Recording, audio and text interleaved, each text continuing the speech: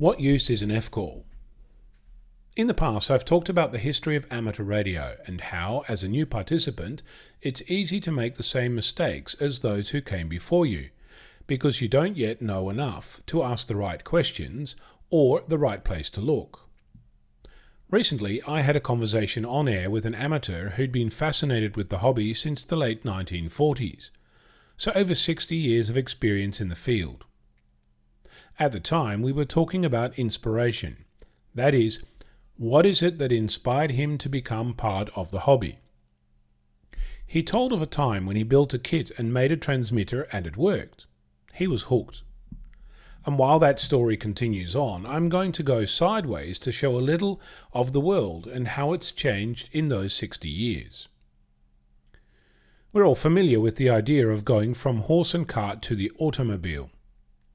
Unless you've actually sat in a cart and experienced it, it's still only sort of an understanding of the change in evolution. Right now, you're likely sitting next to a radio that has a VFO on it. Probably it's got a digital display of some kind.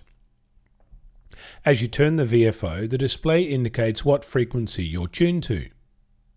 The precursor to this is a dial with frequencies indicated and a vernier that's indicating what the dial was turned to.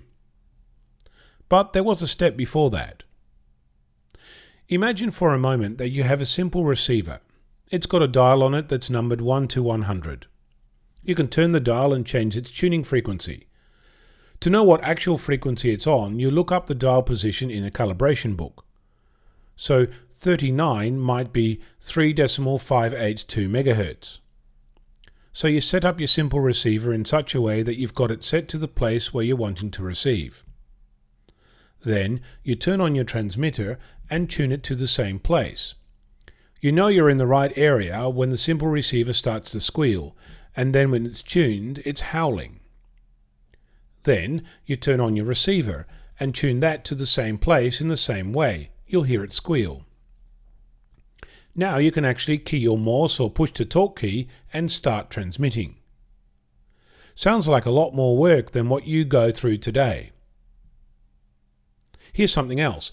The simple receiver, it's called a wave meter, and it's calibrated in a laboratory. Presumably the manufacturer has a set of crystals that oscillate on the appropriate frequency, and the wave meter is calibrated and logs are taken to make the dial position coincide with a known frequency.